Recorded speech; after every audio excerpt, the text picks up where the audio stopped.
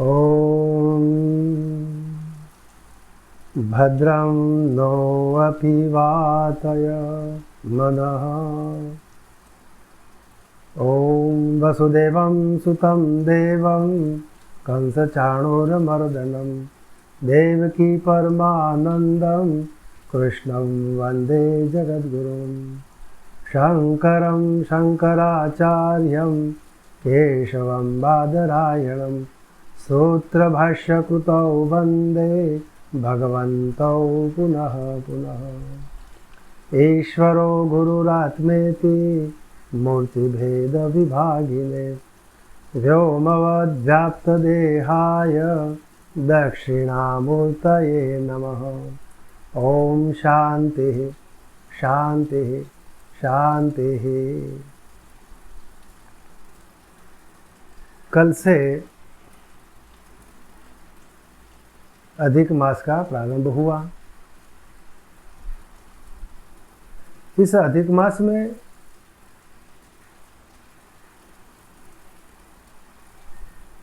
यह जो श्रीमद् भगवद गीता का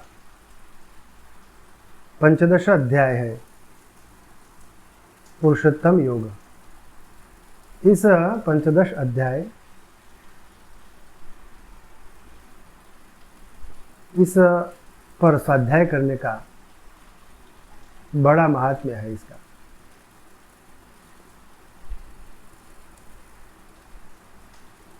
यह जो अधिक मास है वह पुरुषोत्तम मास भी कहा जाता है। और यह पुरुषोत्तम योग भगवान श्री कृष्ण के द्वारा जो संपूर्ण गीता का शास्त्र जिसे कहा है, वह यह पंचदश अध्याय ही गीता का सार है या शास्त्र, इस प्रकार कहा गया है। इस पंचदश अध्याय के अब तक के हमने 6 श्लोकों का स्वाध्याय किया, उस पर विचार किया। आज इसी अध्याय के 7वां श्लोक से आगे स्वाध्याय करेंगे। इससे पहले कि आज का स्वाध्याय हम शुरू करें, पहले जो हमने 6 श्लोक है उसका जो स्वाध्याय किया था, उस पर थोड़ा प्रकाश डाल देते हैं और सभी श्लोकों का पाठ कर लेते हैं। श्री भगवान उवाच ऊर्ध्वमूलं मदः शाखम् अश्वत्थं प्राहुरव्ययं छन्दांसि यस्य पर्णानि यस्तं वेद स वेदवित्। अधश्चोर्ध्वं प्रसुतास्तस्य शाखा गुणा प्रबुद्धा विषय प्रवालः।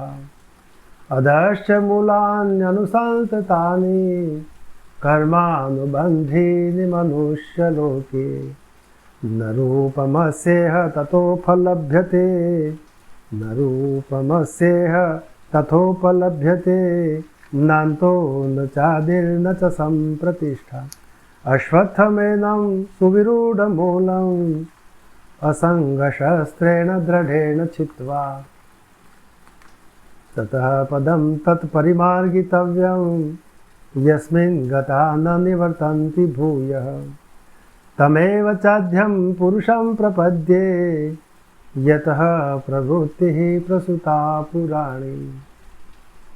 नेमान् मोहाजितसङ्गदोषा अध्यात्मनीत्या विनिवृत्तकामः। द्वन्द्वैर्विमुक्तः सुखदुःखसंज्ञैः गच्छन्त्यमूढः परं पदमव्ययं तत्। न तद्भासयते सूर्यो न शशाङ्को न पावकः। यद्गत्वा न निवर्तन्ते तद्धाम परमं मम। यहाँ तक का हमने स्वाध्याय किया। अब इसका थोड़ा सारांश देख लेते हैं। पहला मंत्र का पहला श्लोक का जो यह इस प्रकार का भगवान श्री कृष्ण भगवान अर्जुन से कहते हैं कि यह जो संसार स्वरूप जो वृक्ष है, उस वृक्ष को अश्वत्थ नाम का वृक्ष कहा गया है। तो इस प्रकार का जो अश्वत्थ नाम का जो संसार वृक्ष है, उस वृक्ष की जो मूल है वह ऊर्ध्व की ओर है। यह जो संसार वृक्ष का जो मूल है वह ऊर्ध्व है, यानी परमात्मा, ब्रह्म, नारायण, इस संसार वृक्ष का मूल जो ऊपर की ओर है। और यह जो संसार वृक्ष है वह क्षणभंगुर प्रायः अव्ययम प्राहु अव्ययम, यानी क्षणभंगुर होते हुए अविनाशी है। इस संसार वृक्ष के शाखाओं जो है, उन शाखाओं के जो पर्ण है, वह पर्ण छंद यानी वेद। यह जो वेद है, वे वेद संसार के वृक्ष की शाखा के पर्ण है। और इस प्रकार का जो संसार वृक्ष का जो ऊपर की ओर मूल है और वेद जिसके शाखा के पर्ण स्वरूप है, तो इस प्रकार जो ऊर्ध्वमूल सहित इस संसार वृक्ष के शाखाओं के पर्णस्वरूप जो वेदों को जानता है, इन वेदों का जो जिसके पास ज्ञान है, जिसे संसार वृक्ष की जो ऊर्ध्व मूल है, मूल ऊर्ध्व है, इस प्रकार का जो वेदों का जिसके ज्ञान है, इस प्रकार का वेदों को जो जानता है वही वेदवित है। यस्तम वेद स वेदवित, इस प्रकार का जो जानता है वही वेदवित है, वही ज्ञाता है वेदों का।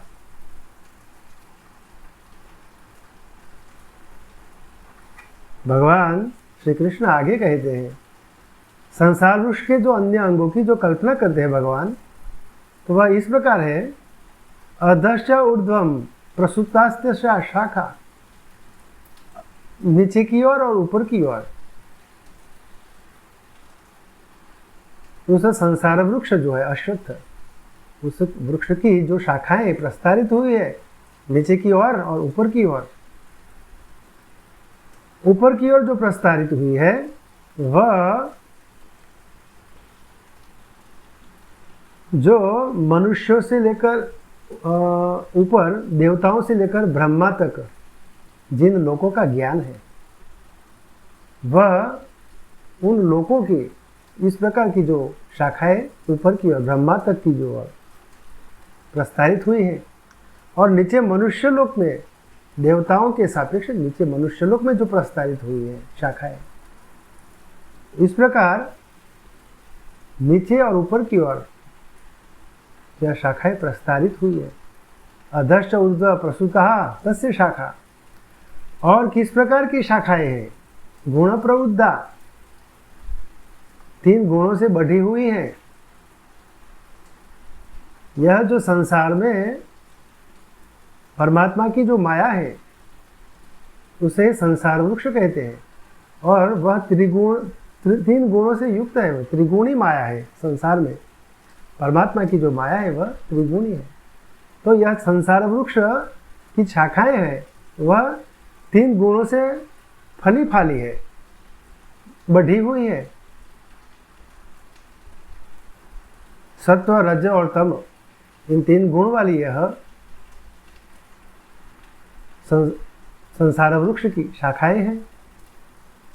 और इस प्रकार जो 3 गुणों से बढ़ी हुई जो यह शाखाएं, उन शाखाओं की जो कौंपलों हैं वह शब्दादि विषय उस संसार वृक्ष की शाखाओं के कौंपलों हैं।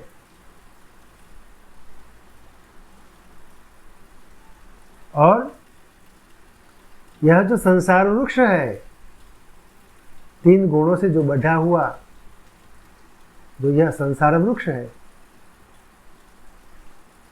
उसका जो अधश मूलानी अनुसंततानी, उस संसार वृक्ष का जो नीचे का जो मूल है, किस प्रकार का मूल है? कर्मानुबंधिनी मनुष्य लोके अनुसंततानी, यानी कि अविच्छिन्न रूप से जो प्रस्तारित हुई मूल है। संसार वृक्ष की जो मूले हैं जो कर्म से युक्त है, कर्म से बंधी हुई है, यह जड़ें, यह जो मनुष्य लोक है, यह मनुष्य लोक में ही कर्म का अधिकार है। और वह मनुष्य जिस प्रकार के कर्म करता है उसी प्रकार अपने गुणों, सत्वगुण से सत्कर्म करता है, रजोगुण से राजस कर्मों में प्रवृत्ति होती है, और तमोगुण से वह अज्ञान स्वरूप अंधकार को प्राप्त करता है। इस प्रकार जो कर्म करता है मनुष्य, यह कर्म योनि का ही कार्य है। मनुष्य जो योनि है वह कर्म योनि है। कर्म और फल भोक्ता, भोग योनि, कर्म और भोग ये दोनों की संयुक्त योनि यह मनुष्य योनि है। इसलिए यह कर्म करने का अधिकार केवल मनुष्य लोक में ही है। इसलिए यहाँ भगवान ने कर्मानुबंधिनी इस प्रकार इसे कहा है, कर्मानुबंधिनी।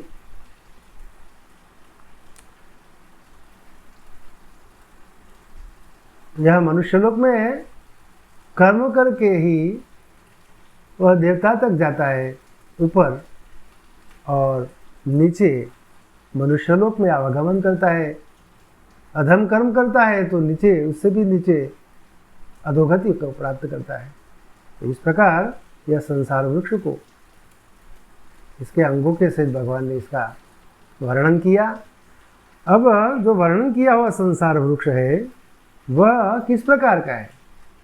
न रूपमस्य न रूपमस्य यह तथोपलभ्यते नान्तो न च आदि न च संप्रतिष्ठा। इस संसार वृक्ष की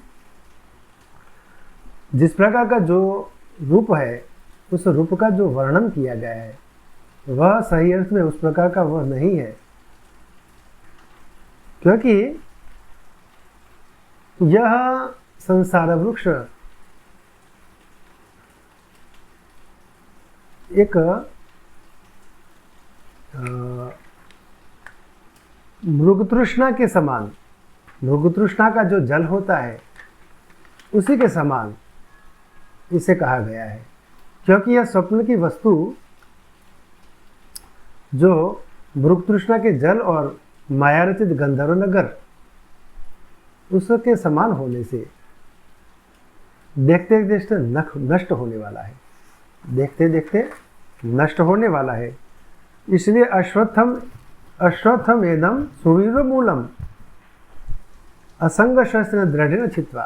तो इस प्रकार का जो संसार वृक्ष जो है वह, उसके पहले जो श्लोक का जो पहला जो वाक्य है, न रूपमस्य तथोपलभ्यते नान्तो न चार्दीर न च संप्रतिष्ठा, इसकी संप्रतिष्ठा भी नहीं है। वह आदि और अंत से रहित है, इसका आदि भी नहीं है, अर्थात यहाँ से आरंभ होकर यह संसार चला है और ऐसा किसी से नहीं जा सकता, और इसकी संप्रतिष्ठा स्थिति भी नहीं है। आदि और अंत के बीच की जो अवस्था है वह भी नहीं है। तो इस प्रकार का जो संसार वृक्ष भगवान ने बताया, उसे क्या करना चाहिए? अश्वत्थम एनम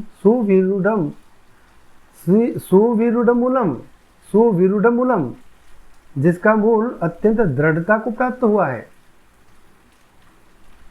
वह अश्वत्थ नाम का जो यह वृक्ष है, संसार वृक्ष, जिनकी जड़ें अत्यंत दृढ़ हो चुकी है, उस संसार वृक्ष की जड़ें असंग शस्त्रेण दृढ़ेण छित्वा, असंग शस्त्र यानी अनासक्त भाव से, यानी पुत्रेष्णा, लोकेष्णा, वित्तेष्णा, इन ऐष्णाओं का जो त्याग करना, उससे विरक्त होकर और परमात्मा के सम्मुख होना रूप निश्चय से दृढ़ किया हुआ है और बारंबार विवेकाभ्यास करना, इस प्रकार का विवेक से अभ्यास करके असंग इन ऐष्णाओं से, वासनाओं से जो मुक्त होकर और विवेक से अभ्यास करके उस शस्त्र, असंग शस्त्र इस प्रकार का है, विवेक रूप अभ्यास से उसे तीक्ष्ण करके मूल सहित, बीज सहित, मूल और बीज, बीज सहित, क्योंकि बीज जब होगा तब ही वृक्ष होगा। यह संसार वृक्ष वासना रूपी बीज स्वरूप है। तो इसको असंग शस्त्र से भगवान को, परमात्मा का ध्यान करके, परमात्मा के उसके पर विवेक रूप अभ्यास करके, परमात्मा लक्ष्य अभ्यास करके, विवेक रूपी अभ्यास करके उस असंग शस्त्र को तीक्ष्ण करके उसे बीज सहित यानी वासनाओं के सहित उसे उखाड़ देना चाहिए, उखाड़ के फेंक देना चाहिए। तत्पश्चात क्या करना चाहिए? भगवान चौथे श्लोक से कहते हैं, ततः पदम तत्परिमार्गितव्यम। तो उसके तत्पश्चात उसे उस मुमुक्षु के द्वारा, उपासक के द्वारा उस पद को जानना चाहिए, उस तो वैष्णव पद को जानना चाहिए, खोजना चाहिए, जिसे पाकर यस्मिन गतः न निवर्तन्ति भूयः, फिर उस संसार में नहीं लौटते। उस पद को पाकर वह उपासक फिर इस संसार में नहीं लौटते। यहाँ परिमार्गितव्यम यानी खोजना चाहिए। तो किस सो कहते हैं तो कैसे उसे खोजना चाहिए? एवं तम एव च पुरुषम प्रपद्ये, तम उसी आदि पुरुष की मैं शरण में जाता हूँ। पुरुषम प्रपद्ये, उस पुरुष परमात्मा की शरण में मैं जाता हूँ। जो पद शब्द से जो कहा गया है उसी आदि पुरुष की मैं शरण हूँ। जो पद कौन सा है? वैष्णव पद है। उस आदि पुरुष विष्णु नारायण को, उनके शरण में मैं जाता हूँ।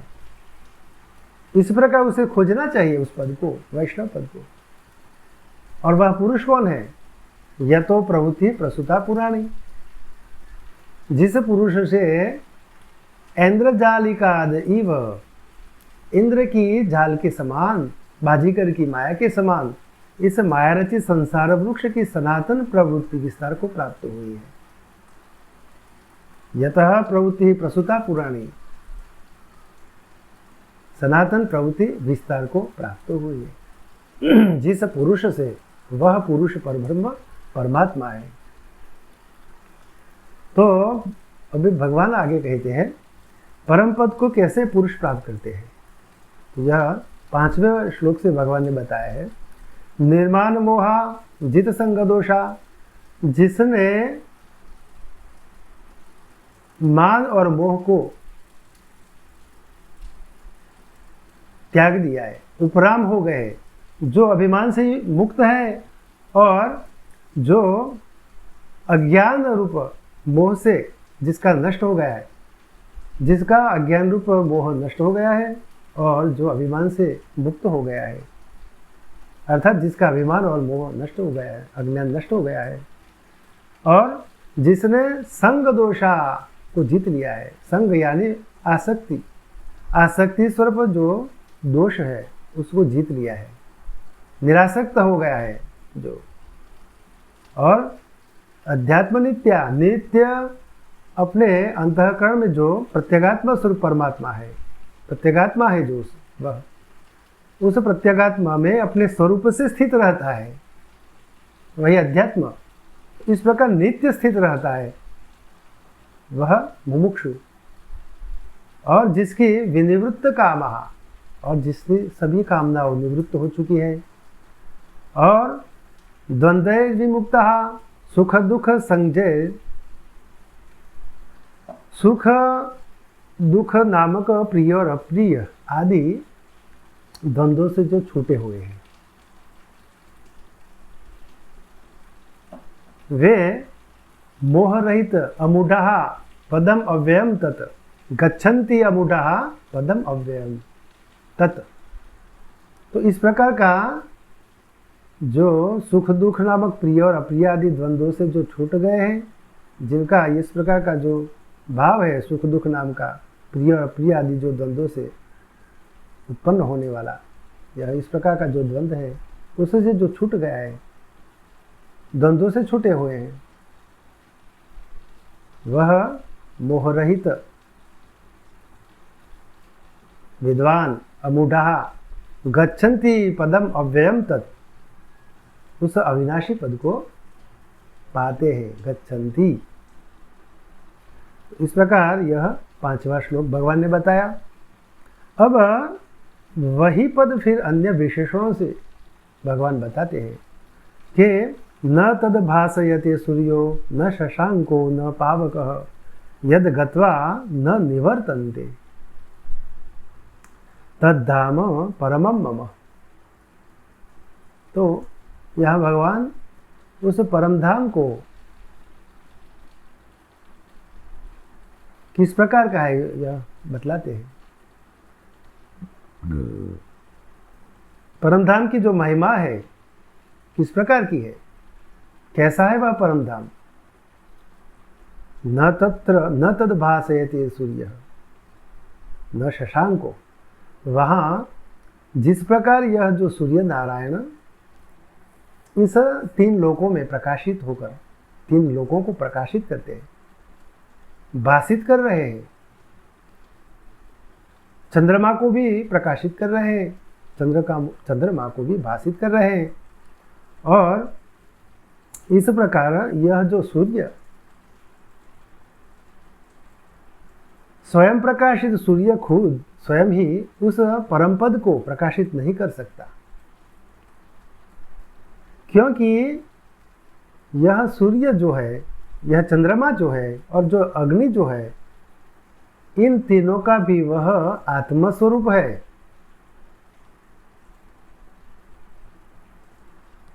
यह जो सूर्य नारायण सूर्य जो है, जो प्रकाशित होते हैं, वह उन परब्रह्म परमात्मा की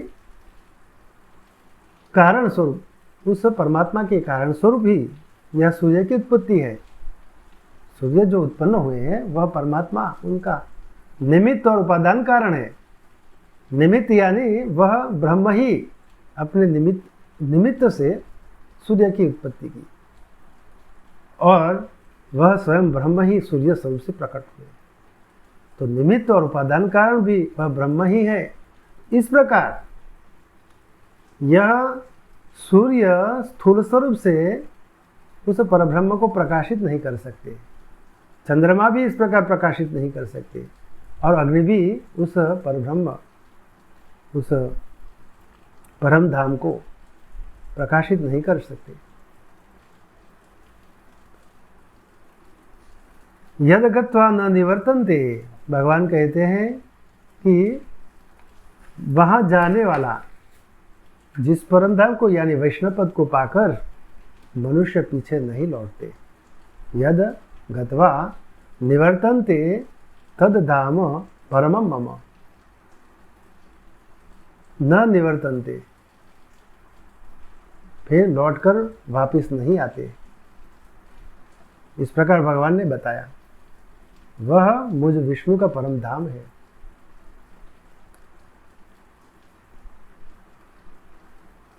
अब यदगत्वा न निवर्तन्ते, यानी इसका अर्थ यह है कि यह बात कही, परंतु सभी गतियाँ अंत में पुनरागमन युक्त होती है और सभी संयोग अंत में वियोग वाले होते हैं। यह बात प्रसिद्ध है। फिर भी यह बात कैसे कही जाती है कि उस धाम को प्राप्त हुए पुरुषों का पुनरागमन नहीं होता। तो इस प्रश्न के उत्तर में वह भगवान 7वें श्लोक से कहते हैं, ममेवांशो जीवलोके जीवभूतः सनातनः मनः षष्ठानीन्द्रियाणि प्रकृति स्थानि कर्षति। तो यहाँ आज का जो स्वाध्याय है इस 7वें श्लोक से शुरू करते हैं। तो भगवान ने इस प्रकार अपने परमधाम वैष्णव पद का वर्णन किया। वहाँ जाने वाला फिर नहीं लौटते और जिसको सूर्यादि ज्योतियाँ प्रकाशित नहीं कर सकती, वही मुझ परब्रह्म परमात्मा का विष्णु का परम धाम है। इस प्रकार भगवान ने 6ठे श्लोक में बताया। और अब भगवान जो कारण बतलाते हैं कि उस धाम को प्राप्त हुए पुरुष का पुनरागमन नहीं होता, क्यों नहीं होता, कैसे कही जाती है कि उसका पुनरागमन नहीं होता। तो भगवान ने यह इस प्रकार कहेगा, मम एव अंशो, परमात्मा मम एव यानी परमात्मा, मैं, मम यानी मैं परमात्मा, एव परमात्मनः अंशः भाग, अंशः यानी भाग, अवयव एकदेश इति अनर्थांतरम। तो जीवलोके जीवानाम लोके संसारे जीवभूतो भोक्ता कर्ता इति प्रसिद्ध सनातन। मम एव अंशो, जीवलोके, इस जीवलोक में अर्थात संसार में जो जीवरूप शक्ति भोक्ता कर्ता इत्यादि नामों से प्रसिद्ध है, वह मुझ परमात्मा का ही अंश है, अर्थात अंग, भाग, एक देश, जो भी कुछ कहो एक ही अभिप्राय है। एक देश कहो, भाग कहो, अंग कहो और अंश कहो, वह मेरा ही अंश है। यह जो जीवलोक है, इसमें जो जीवात्मा है, जीवरूप जो शक्ति भोक्ता करता इत्यादि जो है, वह मेरा ही एक भाग है, अंश है, जो भी कहो वह मेरा ही एक देश, अंश है। भगवान कहते हैं, अब भगवान शंकराचार्य जी ने इसका जो आगे वर्णन किया है, यथा जल सूर्यकः, सूर्यांशु, सूर्य का अंश, जल निमित्तापाये सूर्यम एव गत्वा न निवर्तते, तथा अयमपि अंशः तेन एव आत्मना गच्छति एवं एव। भगवान शंकराचार्य ने यहाँ एक उदाहरण बताया है, दृष्टांत बताया है। तो जिस प्रकार सूर्य का अंश जल, जैसे जल में प्रतिबिंबित सूर्य का जो एक अंश है, जल रूप निमित्त का नाश होने पर सूर्य को ही प्राप्त होकर फिर नहीं लौटता। एक तालाब, स्थिर जल, और उस जल में भगवान सूर्य नारायण का एक प्रतिबिंब पड़ता है। छोटा सा तालाब हो तो जब वह सूख जाता है तो उस जल के अदृश्य होने पर, नष्ट होने पर जल रूप निमित्त का नाश, वह जल रूप निमित्त है, सूर्य का प्रतिबिंब दिखाई देता है क्योंकि वहाँ जल है, इसलिए। तो जब जल का नाश होगा, जल रूप निमित्त जो है उसका नाश होता है, तो वह जो प्रतिबिंब है वह अपने आप सूर्य में लय हो जाता है, सूर्य को ही प्राप्त हो जाता है। यथा जल सूर्यकः सूर्यांशो जल निमित्तापाये सूर्यम एव गत्वा न निवर्तते, तथा अयम, वैसे ही अयम अपि अंशः, यह अंश भी, यह जो उस परमात्मा का जो यह अंश है, तेन व आत्मना संगच्छति एवं एव, परमात्मा का यह अंश भी उस परमात्मा से ही संयुक्त हो जाता है और फिर नहीं लौटता। यह भगवान ने जो बताया, परमधाम वैष्णव पद को पाकर मनुष्य पीछे नहीं लौटते और जिसको सूर्यादि ज्योतियाँ प्रकाशित नहीं कर सकती, वह मुझ विष्णु का परमधाम है। उस परमधाम का यहाँ भगवान बतलाते हैं। तो इस प्रकार यह जो जीवलोक है, वह जीवलोक में जो जीवात्मा है वह परमात्मा का ही अंश है, इस प्रकार भगवान ने कहा है। और आगे भगवान शंकराचार्य दूसरा एक दृष्टांत देते हैं। यथा वा घटादि उपाधि परिच्छिन्न घटाध्याकाश आकाशांश सन घटादि निमित्तापाय आकाशं प्राप्य न निवर्तते इति एवं अतः उपपन्नम उक्तम यदगत्वा न निवर्तन्ते इति। भगवान ने छठे श्लोक में जो बताया यदगत्वा न निवर्तन्ते, इस प्रकार का भगवान ने जो कहा है, इसका दूसरा दृष्टांत उस वैष्णव पद को पाकर मनुष्य पीछे नहीं लौटते। इस प्रकार जो यदगत्वा न निवर्तन्ते भगवान ने जो कहा है, इसका दूसरा दृष्टांत भगवान शंकराचार्य जी इस प्रकार देते हैं। अथवा जैसे घट आदि उपाधि से परिच्छिन्न घटादि का आकाश, यहाँ अनेक प्रकार के छोटे बड़े घट जब दिखाई देते हैं, तो उसमें जो घट में जो आकाश जो दिखाई देता है, परिच्छिन्न आकाश है उस घट में, घट के आकार का आकाश, जिस प्रकार परिच्छिन्न आकाश दिखाई देता है वह आकाश का ही अंश है। यह जो महाकाश है, घट के बाहर जो आकाश है, महाकाश अथवा आकाश, उस आकाश का अंश मात्र है उस घट के आकार से। और वह घट आदि निमित्त के नाश होने पर, और जब वह घट आदि जो नाश हो जाते हैं, तो वह जो उस घट के आकार का जो अंश स्वरूप जो आकाश है, वह आकाश में लय हो जाता है। उसका आकाश को ही प्राप्त होकर फिर नहीं लौटता, तो वह फिर घट के स्वरूप में लौटता नहीं है।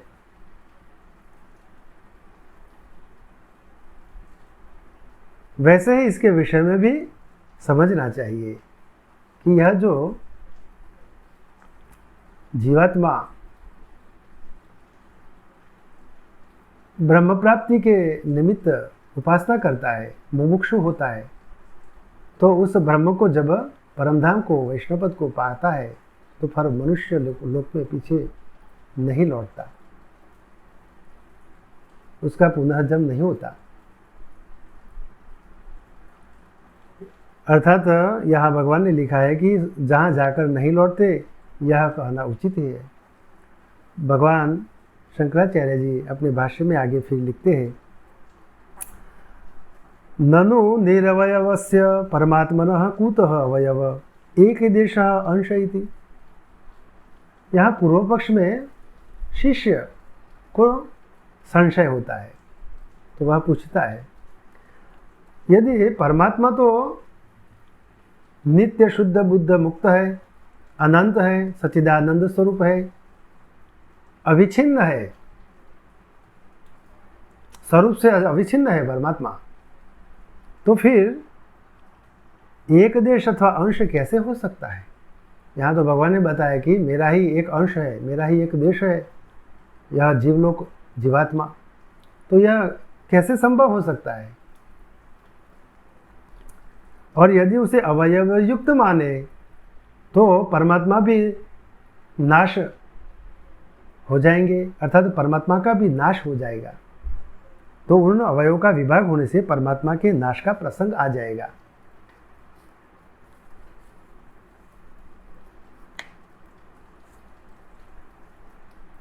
ननु निरवयस्य परमात्मनः कुतः अवयव एक देशः अंश इति।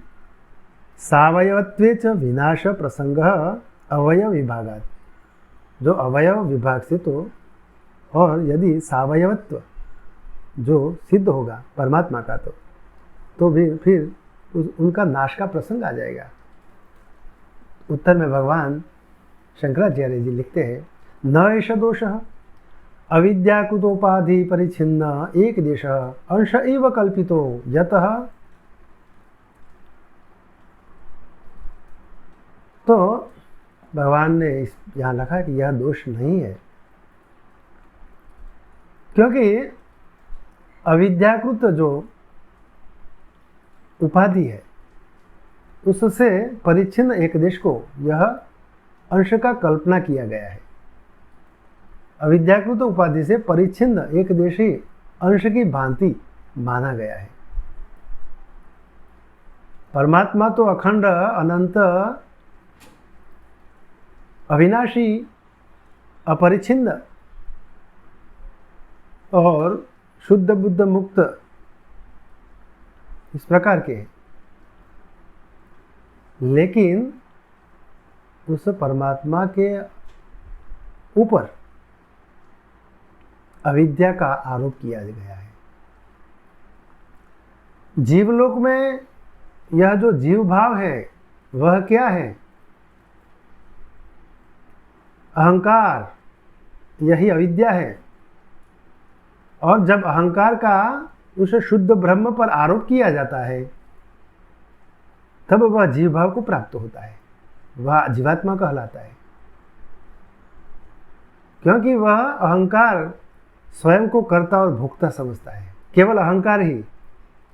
और इस प्रकार कर्ता भोक्ता होने के कारण अहंकार का जो आरोप किया गया है उस आत्मा पर, तो वह आत्मा जीवात्मा कहलाता है।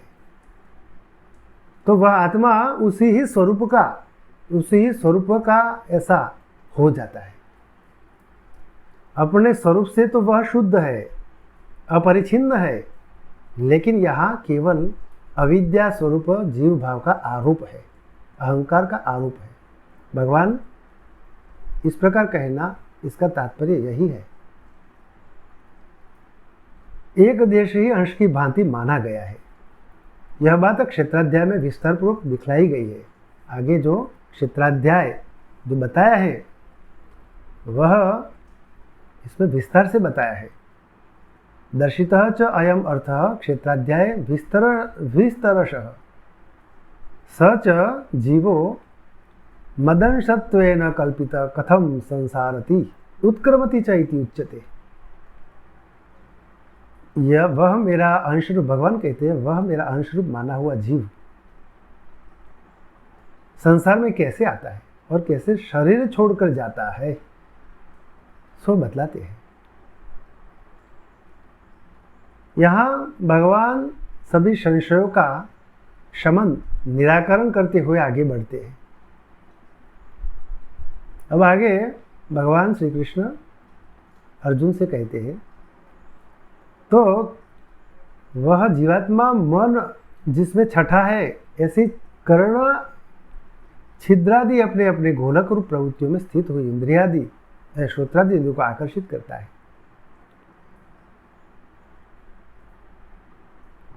यहाँ भगवान ने लिखा है, शंकराचार्य जी ने, मनः संष्ठान इंद्रियाणि प्रकृति स्थानीय कर्षति। तो इस प्रकार यह जो जीव है संसार में कैसे आता है, तो कहते हैं भगवान, मनः षष्ठानि इंद्रियाणि, यह जो जीवात्मा है, मन जिनमें छठा है, ऐसी कर्ण छिद्रादि 5 जो इंद्रियां हैं वह अपने अपने गोलक रूप प्रकृतियों में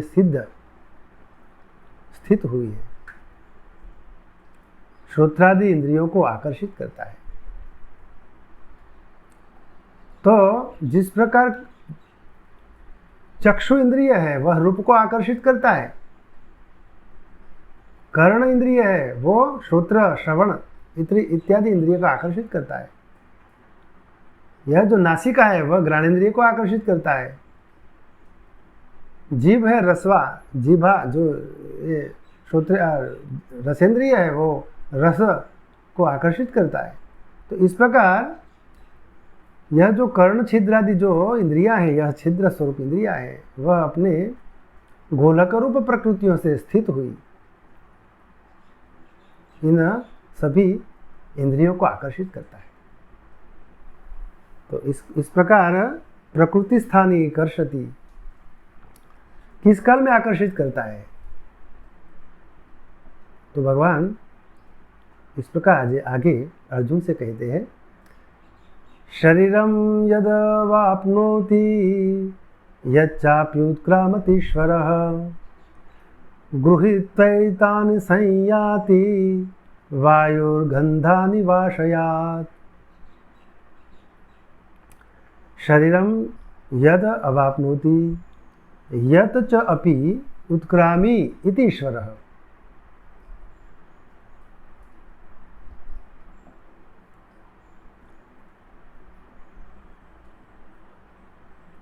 शरीरम यद अवाप्नोति यत् च अपि यच्च अपि उत्क्रामति ईश्वरो। उत्क्रामति ईश्वरो, तो यहाँ इसका अर्थ भगवान ने इस प्रकार बताया है, यत् च अपि यदा च अपि उत्क्रामति ईश्वरः।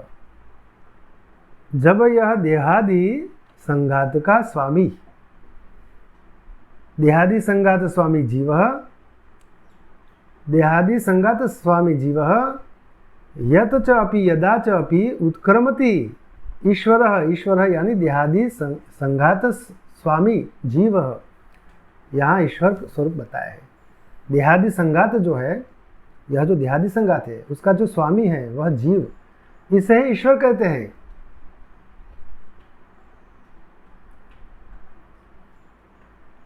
तदाकर्षति इति श्लोकस्य द्वितीय पादः अर्थवशात् प्राथम्येन संबध्यते। यह देहादि संघात का जो स्वामी जो है जीवात्मा शरीर को छोड़कर जाता है, तब इनको आकर्षित करता है। तदाकर्षति इति पहले और इस श्लोक के अर्थ की संगति के वश से श्लोक के दूसरे पाद की व्याख्या पहले की गई है। इस प्रकार यदा च पुरस्मात् शरीरात् शरीरांतरम अवाप्नोति, जो अवाप्नोति यानी दूसरा शरीर को पाता है। यद अवाप्नोति पहले शरीर से निकलकर दूसरे शरीर को जो पाता है, तब मन सहित 6 इंद्रियों को साथ लेकर जाता है। कैसे लेकर जाता है सो बतलाते हैं। जैसे वायु संयाति गृहत्वैतानि संयाति वायु गंधान इव आशयात। गंधान इव आशयात, जैसे वायु गंध के स्थानों से यानी पुष्पादि से गंध को लेकर जाता है।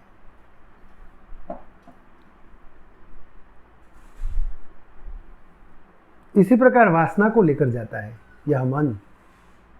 जिस प्रकार एक पुष्प को पुष्प के ऊपर से जब शुद्ध वायु वहन करता है, तब वह पुष्प की जो सुगंध है उस वायु में मिश्रित हो जाती है, मिक्स हो जाती है, और वह वायु सुगंध सहित होकर, सुगंध के संयुक्त होकर आगे जाकर उसको फैलाता है। और जो सूंघने वाला जो पुरुष है वह कहता है कि यह सुगंध वायु के साथ सुगंध आई। इस प्रकार जिस प्रकार वायु सुगंध को ले जाता है, उसी ही प्रकार यह जो जीवात्मा है वह मन है। मन अपने पूर्व जन्म में पहले शरीर में जो किया हुआ जो कर्म है, उस कर्म की वासनाएं अपने साथ लेकर जाता है। पहले शरीर से निकलकर दूसरे शरीर को पाता है, तब वह मन सहित इन 6 इंद्रियों को साथ लेकर जाता है। क्योंकि वासनाएं इंद्रियों जनित है, वासना मन से है, और मन किससे है? इंद्रियों से मन जो भोग करता है वह इंद्रियों के द्वारा करता है, और इंद्रियों और मन जो है वह अपने वासना से युक्त होता है। तो मन जो वासना से युक्त होता है अपने 6 इंद्रियों के साथ, वह पहले शरीर से निकलकर दूसरे शरीर में जाता है, इंद्रियों को साथ लेकर जाता है। किम इव इति आह वायु गंधान इव आश्रयात पुष्पादेह। तो जिस प्रकार जो जाता है तो वह जैसे वायु गंध के स्थानों से यानी पुष्पादि से गंध को लेकर जाता है, वैसे ही वह जाता है। मन सहित 6 इंद्रियां कौन सी हैं? अब भगवान श्री कृष्ण आगे अर्जुन से कहते हैं कि यह जो मन और उसकी 6 इंद्रियां किस प्रकार की है, कौन सी है? भगवान बताते हैं कि श्रोत्रम चक्षुः स्पर्शनम च रसनम घ्राणमेव च अधिष्ठाय मनश्चायं विषयानुपसेवते। तो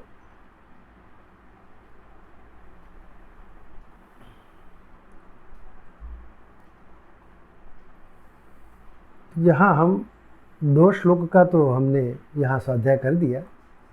अब जो 9वां जो श्लोक है उसका स्वाध्याय कल करेंगे। तो आज के स्वाध्याय पर हम यहाँ विराम लेते हैं और आज का स्वाध्याय हम पूर्ण करते हैं। हरि ओम। ओम पूर्णमदः पूर्णमिदं पूर्णात् पूर्णमुदच्यते पूर्णस्य पूर्णमादाय पूर्णमेवावशिष्यते। ओम शांतिः शांतिः शांतिः। ओम ब्रह्मार्पणमस्तु।